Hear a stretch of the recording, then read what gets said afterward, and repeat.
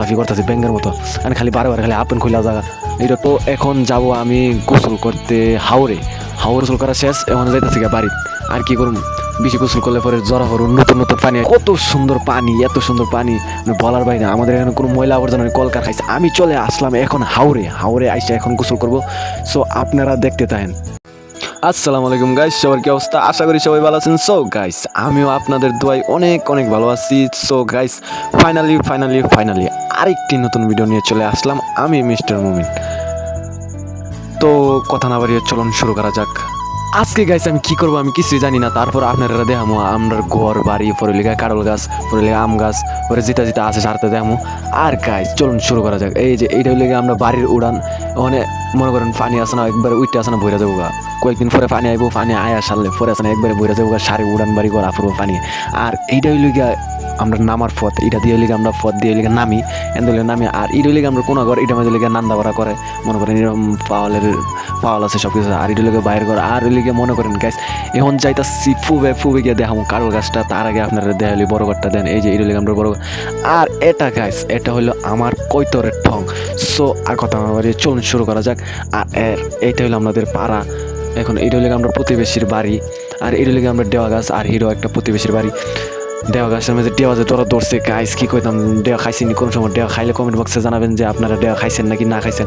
আর guys ফুবাই পড়ছি, বাড়ির ফুবাই দেখেন আমরা কাঁঠাল গাছটা দেয় আপনারা। এই যে এইটা হলো আমাদের কাঁঠাল গাছ, এটা হলো কাঁঠাল গাছ। দেখেন কতগুলা কাঁঠাল ধরছে, মনে হয় বাড়ির সামনে আরেকটা কাঁঠাল গাছ আছে, বাড়ির পশ্চিমে আরেকটা কাঁঠাল গাছ আছে, বাড়ির পূবে একটা কাঁঠাল গাছ আছে, বুঝতে পারছেন গাইস?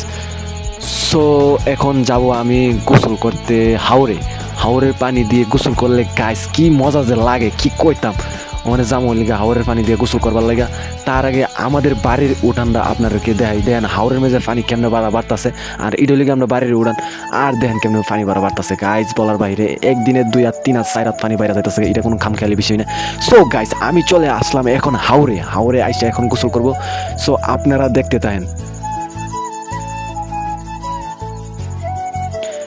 এখন কি করবো, এখন আমি নামতেছি পানির মধ্যে নাইমা গোসলটা করুম গাইস। এইটা কোনো সুইমিং পুলেতে কোনো কম না, এটা লেগে আমাদের সুইমিং পুল দেখতে পাচ্ছেন কত সুন্দর পানি, এত সুন্দর পানি বলার বাইরে। আমাদের এখানে কোনো ময়লা আবর্জনা কলকারখানা নাই, পরে লিগা ইটকলা ইতা যেটা আছে ইতা নাই। আমরা লিগে পরিষ্কার, কিশোরগঞ্জ এলাকাটা অনেক পরিষ্কার পরিচ্ছন্নতা।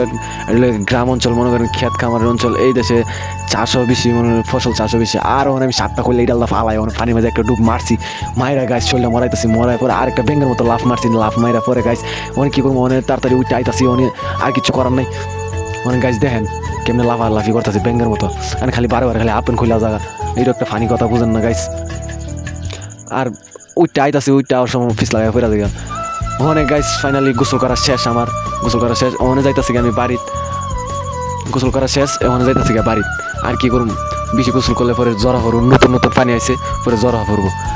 আর ওখানে দেখেন আমার কৈতরের ধান খাইতেছে, বাদাম খাইতেছে। যাই হোক গাইস, আজকে ভিডিও এই পর্যন্তই। যদি ভিডিওটি ভালো লাগে থাকে তাহলে ভিডিওর মধ্যে লাইক কমেন্ট সাবস্ক্রাইব করবেন, আর পাশে থেকে বেল আইকনটি বাজিয়ে দিবেন।